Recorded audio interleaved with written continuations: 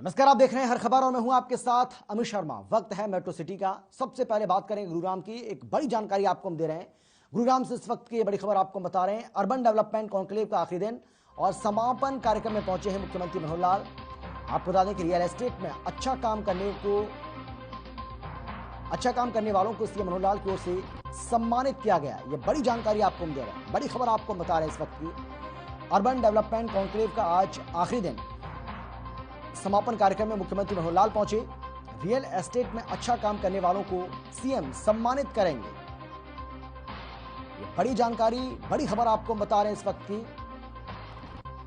गुरुग्राम से urban development conclave का आज आखिरी दिन है। समापन कार्यक्रम में मुख्यमंत्री मनोहर लाल पहुंचे। रियल एस्टेट में अच्छा काम करने वालों को सीएम सम्मानित करेंगे।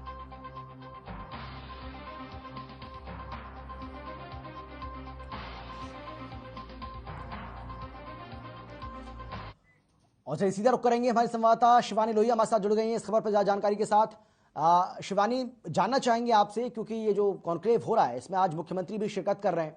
आप क्या कुछ कार्यक्रम आज रहने वाला है? क्योंकि कहा जा रहा है कि रियल एस्टेट से जुड़े जो लोग हैं उनको सम्मानित किया जाएगा, जिन्होंने रियल एस्टेट क्षेत्र में बेहतरीन योगदान दिया है, अच्छा काम किया है उनको। बिल्कुल अमित, आपको बता दूं कि 2 दिन का जो ये कॉन्क्लेव था वो था 25 और 26 जनवरी। बाकी जगह 25 और 26 फरवरी का जो ये कॉन्क्लेव था 2 दिवसीय कॉन्क्लेव भी था। और सीएम मनोहर लाल यहाँ पर फिलहाल जो है वो मौजूद है और रियल स्टेट पे जिन लोगों ने सराहनीय काम किया है उनको जो है सम्मानित करने का कार्यक्रम जो है वो फिलहाल यहाँ पर चल रहा है। आपको बता दूं कि रियल स्टेट का ये 2 दिन का कॉन्क्लेव सभी बिल्डर्स के लिए और जो सोसाइटीज के लोग थे और जिनको कुछ भी डाउट्स थे अपने रियल स्टेट या फिर किसी भी जमीन को लेके, प्रॉपर्टी को लेके, उनको लेकर यहाँ पर चर्चा की गई थी। और साफ तौर पर जो यहाँ पर बिल्डर्स थे उन्होंने आगे बढ़कर यहाँ पर अपने जो सवाल है वो रखे। सोसाइटीज के लोगों ने यहाँ पर सवाल रखे हैं कई परेशानियों को लेकर जो गुरुग्राम में हो रही है, क्योंकि गुरुग्राम के अंदर एक रियल स्टेट, आपको बता दूं कि 10% जीडीपी में जो है एक बड़ा सुधार लाता है, एक बड़ा हाथ जो है वो रियल स्टेट का माना जाता है। लेकिन जिस तरीके से रियल स्टेट फिलहाल जो है जंगल सैनिकों के बाद एक गर्म मसला हो गया था। कई लोग जो है वो जो सोसाइटीज में रहते थे वो परेशान थे। आरडब्ल्यूए के कई आरडब्ल्यू के जो प्रधान है वो भी सीएम मनोहर लाल से तकरीबन 1 हफ्ते पहले, इस 1 हफ्ते में ही जो है मिलने पहुंचे थे, जिनको खुद सीएम मनोहर लाल ने इस कॉन्क्लेव में इन्वाइट किया था और कहा था कि यहाँ पर एक रणनीति बनाई जाएगी जिसके जरिए किस तरीके से सोसाइटीज में जो है सुधार होने चाहिए और किस तरीके से जो गुरुग्राम का इंफ्रास्ट्रक्चर है वो और भी ज्यादा मजबूत हो सके, उस पर चर्चा की जाएगी। यहाँ पर सीएम मनोहर लाल जो है फिलहाल मौजूद है। समापन का कार्यक्रम जो है वो तकरीबन आधे घंटे में जो है वो खत्म हो जाएगा। उसके बाद जो है सभी जो सीएम मनोहर लाल से जो है बातचीत की जाएगी कि कैसा रहा, किस तरह का कार्यक्रम जो है वो किस तरीके से जो है इसको देखते हैं। हालांकि फिलहाल जो प्रक्रिया है सराहनीय काम करने वाले लोगों की, उनको जो है सम्मानित कार्यक्रम जो है वो यहाँ पर अभी चल रहा है। लोग जो है यहाँ पर काफी भारी मात्रा में पहुंचे हैं। दलीला एम्बियंस में ये जो कार्यक्रम था वो था एक बड़ा कार्यक्रम, क्योंकि यहाँ पर सभी जो विभाग है, डीटीपी विभाग हो या फिर कोई और विभाग, सभी विभागों के लोग जो है वो यहाँ पर मौजूद थे। और सभी से जो है, क्योंकि वहां पर मतलब वॉक इन था, यहाँ पर किसी को मतलब जरूरी नहीं है कि कोई भी व्यक्ति जो है अगर किसी को भी रियल स्टेट से जुड़ा हुआ, प्रॉपर्टी से जुड़ा हुआ कोई भी अगर डाउट था तो वो यहाँ पर जाकर जो है वो क्लियर कर सका था। तमाम आपको बता दूं कि यहाँ पे जो कल से ये कॉन्क्लेव जो है वो चल रहा था, आज यहाँ पर सीएम मनोहर लाल ने खुद जाना कि आखिर क्या कुछ लोगों को जो परेशानियां है वो हो रही है, किस तरीके से जो है गुरुग्राम का इंफ्रास्ट्रक्चर जो है वो और भी ज्यादा मजबूत हो सकता है, कौन सी जगह पर जो है काम करने की जरूरत है अमित और कौन सी जगह पर काम करने की जरूरत नहीं है अमित। बिल्कुल। शिवानी, एक और बात हम आपसे जानना चाहेंगे कि कितने ऐसे लोग हैं जिनको सीएम को आज सम्मानित करना है? मैं आपको बता दूं कि अभी जो कार्यक्रम है वो चल ही रहा है। अभी ऐसी कोई संख्या जो है वो सामने अमित नहीं आई है और जैसे ही ये आंकड़ा पूरा होगा जरूर हर खबर जो है वो जनता को बताएगा कि कितने लोगों को जो है यहाँ पर सम्मानित करने का जो कार्यक्रम है वो है। फिलहाल जो सम्मान करने का कार्यक्रम है वो चल रहा है। ऐसी कोई संख्या फिलहाल जो है सामने नहीं आई है। अभी देखने वाली बात ये होगी कि कितने लोगों को जो है यहाँ पर सम्मानित किया जाता है अमित।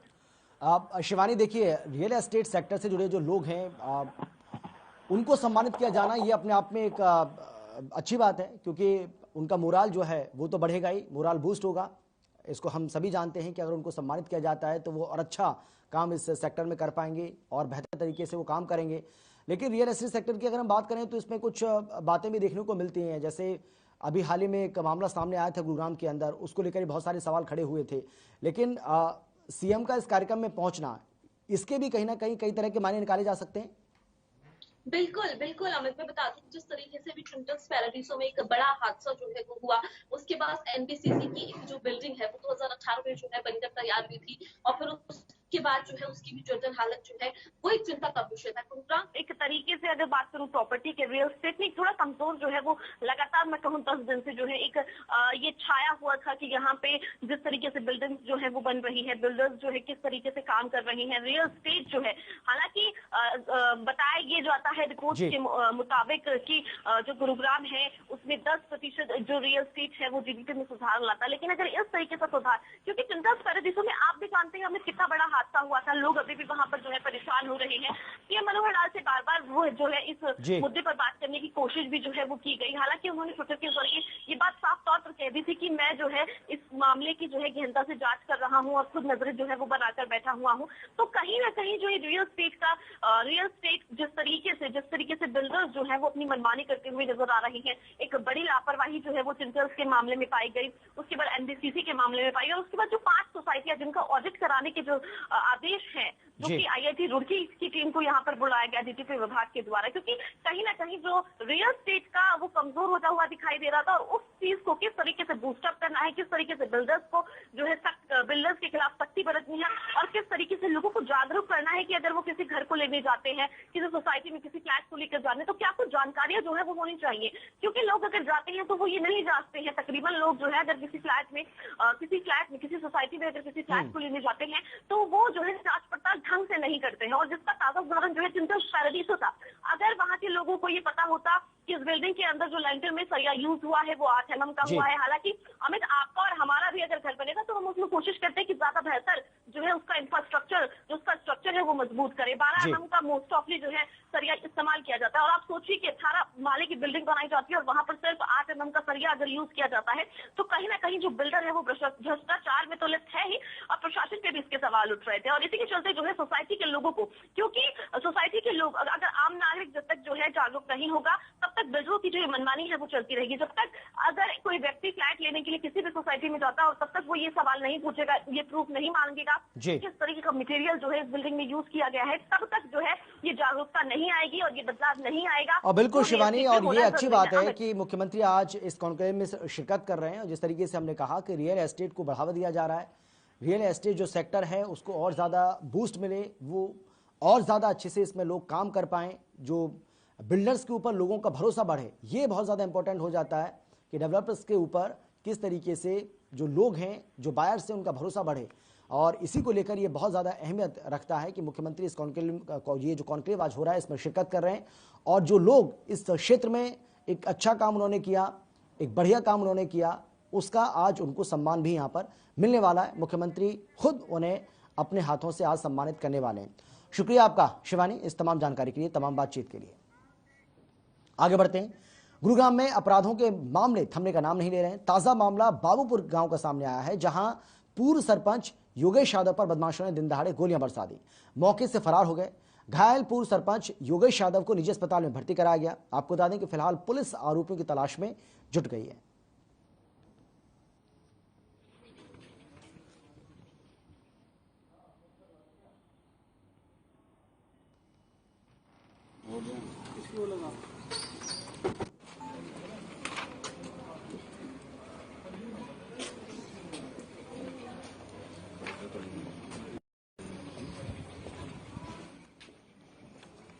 गुरुग्राम की ये तस्वीरें आपको हम दिखा रहे हैं, जहां पर एक पूर्व सरपंच के ऊपर गोलियां बरसा दी गई, जिसके बाद वो घायल हो गए। अस्पताल उनको कराया गया, जहां पर उनका इलाज चल रहा है।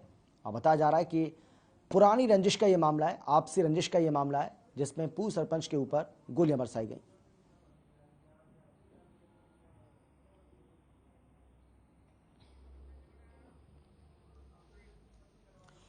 परिवहन मंत्री मूलचंद शर्मा ने झज्जर के धर्मशाला में नगर निकाय चुनाव को लेकर बैठक की, जहां उन्होंने कार्यकर्ताओं को संबोधित किया।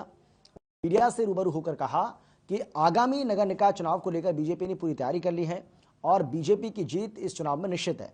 साथ ही कहा कि विपक्ष केवल बीजेपी की छवि जनता के बीच में खराब करने का प्रयास कर रहा है। लेकिन जनता जानती है कि बीजेपी ही आम जनता के हितों की रक्षा कर रही है। दूसरी ओर यूक्रेन में फंसे युवाओं के बारे में बोलते हुए कहा कि मुख्यमंत्री और प्रधानमंत्री लगातार यूक्रेन से संपर्क में और अपने युवाओं को जल्द से जल्द वहां से सकुशल वापस बुला लिया जाएगा।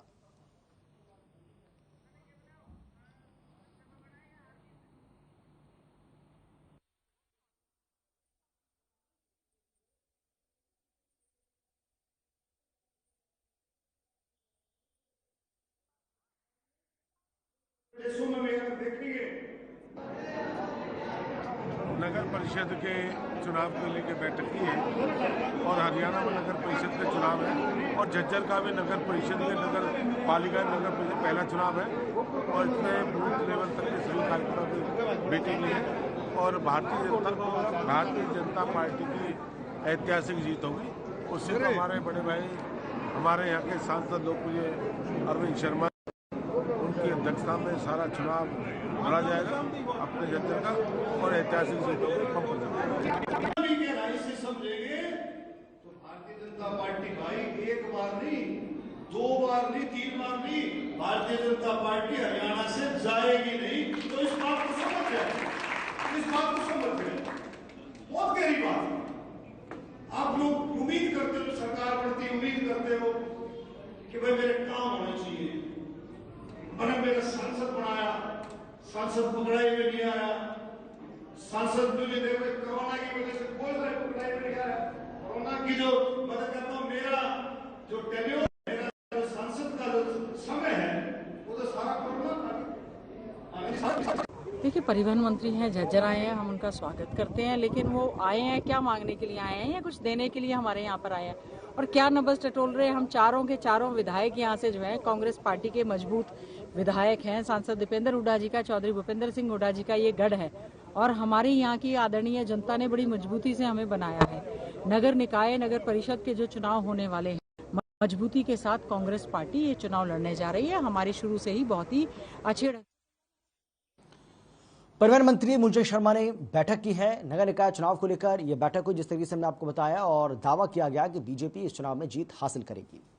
आगे बढ़ते हैं। सहकारिता मंत्री डॉक्टर बनवारी लाल ने सोना के पंजाबी धर्मशाला में सभागार में नगर परिषद के आगामी चुनावों को लेकर एक बैठक की है। इस मौके पर उन्होंने बीजेपी की जीत का दावा किया, वहीं कार्यकर्ताओं को एक एक वोट की कीमत समझाई और इन सब के बीच उन्होंने दावा किया कि नगर परिषद के होने वाले चुनावों में नगर परिषद के सभी 21 के 21 वार्डों में बीजेपी जीत हासिल करेगी।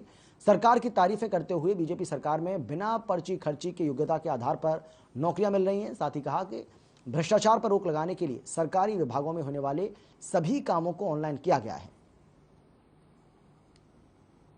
किसी सरकार के मंत्री आपके पास आकर रचनात्मक कार्यक्रमों की बैठक और जिस तरह से चुनाव अभी नगर पालिका और नगर परिषद के आने वाले हैं, हमारी पार्टी ने ये फैसला किया कि चुनाव में जाने से पहले हमारे सभी मंत्री और सभी विधायक और सीनियर नेता कार्यकर्ताओं के बीच में जाएं और कार्यकर्ताओं की बात सुनें और जो भी उनकी वार्ड की जो भी समस्याएं हैं वो समस्याएं लेकर उनका निदान करें, ताकि चुनाव में जब हम जाएं तो वोटर ये ना कहे कि भाई आप सिर्फ वोट मांगने के लिए हमारे पास आए थे, काम के लिए तो आए नहीं, आप आ जा रहे हो। तो उसको इस समस्या को दूर करने के लिए आज हम कार्यकर्ताओं के बीच में आए थे और कार्यकर्ताओं को भी कहा कि भाई अपने वार्ड में ताकि जो भी समस्या है उनको विधायक के जरिए, जिलाध्यक्ष के जरिए, हमारे पदाधिकारियों के जरिए प्रशासन से उनको ठीक करें।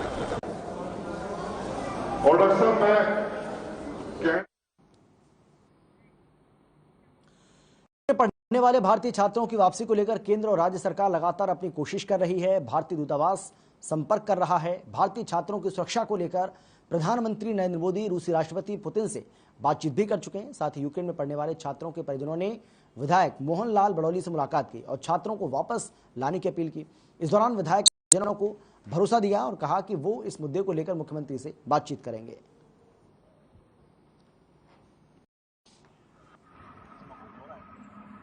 कि जैसे हमारे परिवार के ही बच्चे गए हुए हैं, ये नरेंद्र चौहान का लड़का है आशु, ये है विधायक जी से रिक्वेस्ट है कि अपनी सरकार से कह के ना और जी उनको कोशिश करें जल्दी से जल्दी अपने भारत में आ जाए।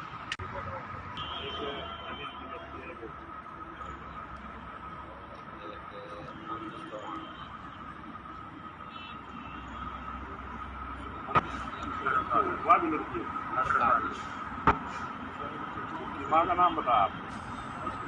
वागरा नाम अनिल है उसका नाम। मंजू के नाम से हरियाणा के ज्यादा बच्चे थे तो यूक्रेन और रूस के बीच युद्ध लगातार जारी है। इस युद्ध का आज तीसरा दिन है और भारतीय छात्र वहां पर फंसे हुए हैं और इसी कड़ी में जो उनके परिजन हैं वो बेहद चिंतित नजर आ रहे हैं। यही वजह है कि किसी भी सूरत में वो उनकी वापसी यहाँ चाहते हैं और इसीलिए जो तमाम जनप्रतिनिधि हैं, चाहे कोई विधायक है या सांसद है, जो भी उनके इलाके के जो जनप्रतिनिधि हैं उनसे वो मुलाकात कर रहे हैं। और यहाँ पर विधायक मोहनलाल बड़ौली से मुलाकात की है लोगों ने और उनके जो अपने जो छात्र फंसे हुए हैं यूक्रेन में उनकी वतन वापसी की गुहार लगा रहे हैं।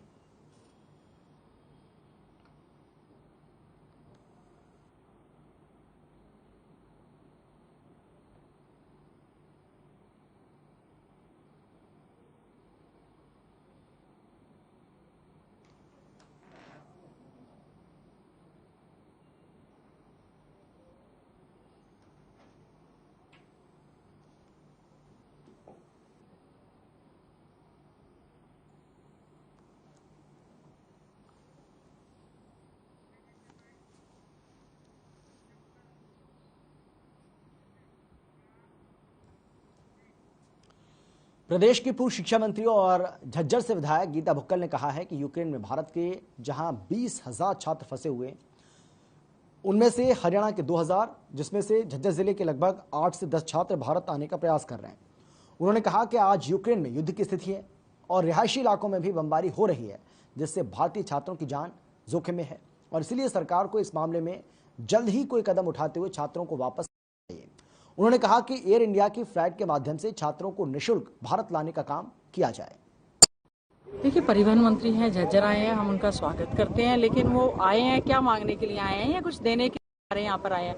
और क्या नब्ज टटोल रहे हैं? हम चारों विधायक यहाँ से जो है कांग्रेस पार्टी के मजबूत विधायक हैं। सांसद दीपेंद्र हुड्डा जी का, चौधरी भूपेंद्र सिंह हुड्डा जी का ये गढ़ है और हमारे यहाँ की आदरणीय जनता ने बड़ी मजबूती से हमें बनाया है।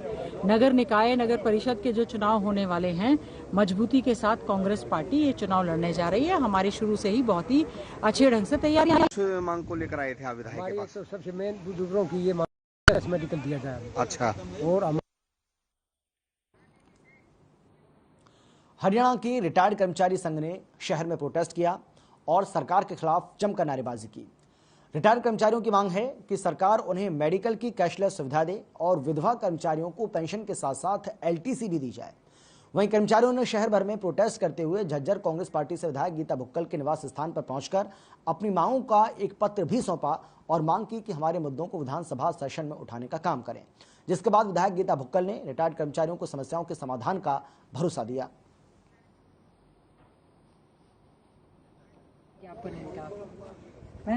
मांग को लेकर आए थे आप विधायक के पास? सबसे मेन बुजुर्गों की ये मांग है कैशलेस मेडिकल दिया जाए। अच्छा। और हमारे जो म्यूटेशन देती है गवर्नमेंट है, हाँ। उसको 15 साल की बजाय 10 साल में पूरे किए जाए जी, ब्याज माफ किया जाए हमारा। अच्छा। कैशलेस मेडिकल कहना ये है कि हमने सरकार को कई बार चेताया कि सरकार रिटायर कर्मचारियों को मेडिकल कैशलेस की सुविधा हर हालत में दो, लेकिन सरकार को इसके ऊपर कोई जू नहीं रेंग रही। लेकिन मैं ये कहता हूँ, रिटायर होने के बाद विशेषकर बुजुर्ग जो हो जाते हैं उनको मेडिकल कैशलेस की बहुत ही अहम जरूरत है।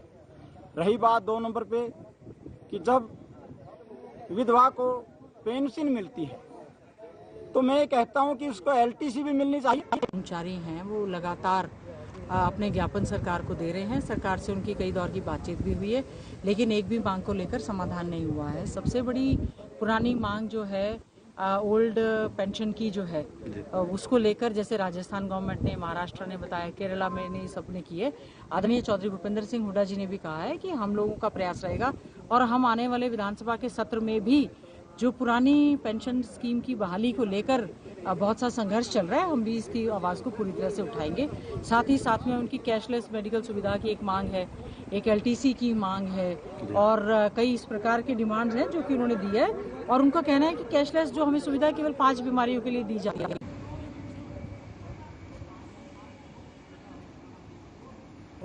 हो जाओ।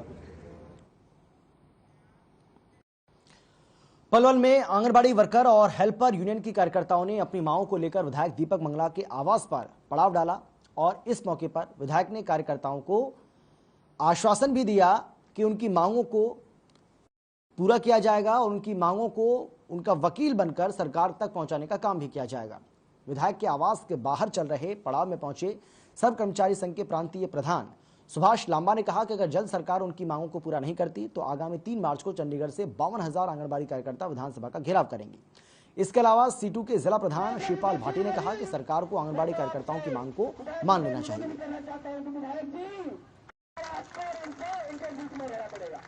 2 तारीख से बजट सेशन स्टार्ट हो रहा है। यहाँ कल 12 बजे से हमने पड़ाव डाला है। पूरे हरियाणा में या तो बीजेपी के मंत्री और जहाँ मंत्री नहीं है वहाँ विधायकों के आवास पर 22 के 22 जिलों में यह पड़ाव चल रहा है। तो कल लगभग 12 बजे से हमने शुरू किया था और आज 12 बजे तक रहेगा। इसमें जो आंगनबाड़ी वर्कर हेल्पर की मांगे हैं उन पर भी विधायकों से और मंत्रियों से चर्चा करके ये कहा जाएगा सरकार इन्हें लागू करे। आज सर्व कर्मचारी संघ के प्रांतीय प्रधान सुभाष लांबा जी आ रहे हैं। सब मिलकर किसानों के नेता, आंगनबाड़ी के नेता, सर्व कर्मचारी संघ के नेता सारे मिलकर मंगला जी से बात करेंगे और बात करने के बाद ही बताया जाएगा। लेकिन हमें लगता नहीं है भारतीय जनता पार्टी इस मांग को हल करना चाहे। पलवल में बदमाशों के हौसले बुलंद हैं। पेट्रोल पंप कर्मचारियों के ऊपर हमला करने का मामला सामने आया है, जहां लाठी डंडों और सरिया से उनके ऊपर हमला किया गया। बताया जा रहा है कि फ्री में CNG न देने पर गोली मारने की धमकी दी गई। 1 लाख रुपए लूटकर बदमाश फरार भी हो गए। हालांकि बदमाशों की ये सारी करतूत यहां लगे CCTV कैमरे में कैद हो गई।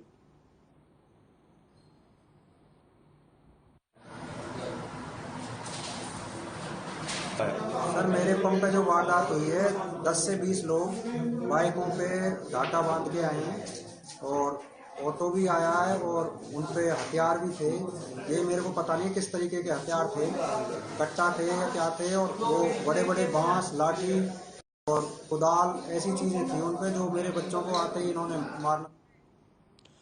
सोनीपत के गांव मिरकपुर में एक शख्स की लाठी डंडों से पीट कर बेरहमी से हत्या कर दी गई। परिजनों ने बताया है कि उसे गांव के ही कुछ लोगों ने घर से बुलाया था। साथ ही परिजनों का यह भी कहना है कि गांव के कुछ लोगों के साथ जमीन को लेकर विवाद चल रहा था। सूचना के बाद बहालगढ़ थाना पुलिस मौके पर पहुंची और शव को कब्जे में लेकर पोस्टमार्टम के लिए सोनीपत सिविल अस्पताल में भिजवा दिया। फिलहाल पुलिस मामले की जांच में जुटी है।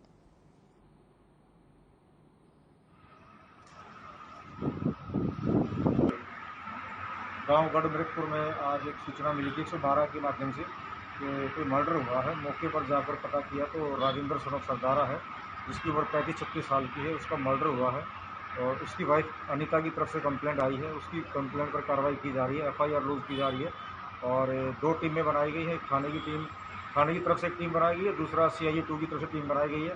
मुलजिमों की धरपकड़ के लिए 2 टीमें निकाली गई है। सर, अनीता ने अब तक क्या कहा, किसके ऊपर क्या आरोप लगाया, शक जाहिर किया है?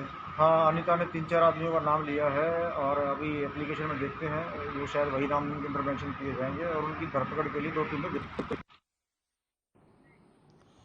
पलवल हथीन गेट पुलिस चौकी में बीती देर शाम को हेड कांस्टेबल की मौत हो गई। हालांकि हेड कांस्टेबल की मौत के मामले को ने नेचुरल डेथ मानते हुए कार्रवाई की है। वहीं सरकार और विभाग की तरफ से मृतक के परिवार वालों को आर्थिक सहायता भी दी जाएगी, जहां मृतक की पत्नी को DC रेट पर नौकरी दी जाएगी। बहरहाल पुलिस की ओर से इस मामले को पूरी तरह से सुलझा लिया गया है, जिसके बाद शव का पोस्टमार्टम कराकर परिजनों को सौंप दिया है।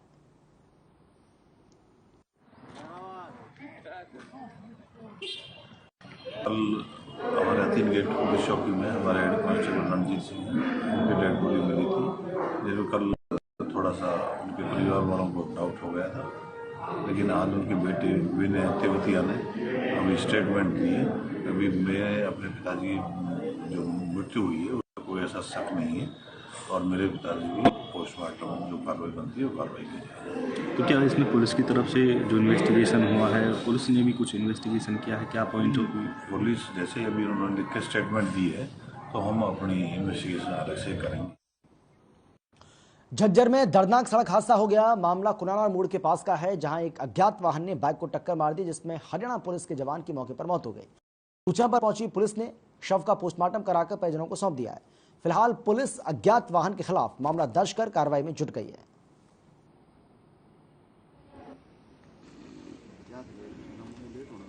ये एक्सीडेंट हुआ है जी कल शाम को अपने कोरोना चौक के नजदीक पटोदा रोड पर। अच्छा।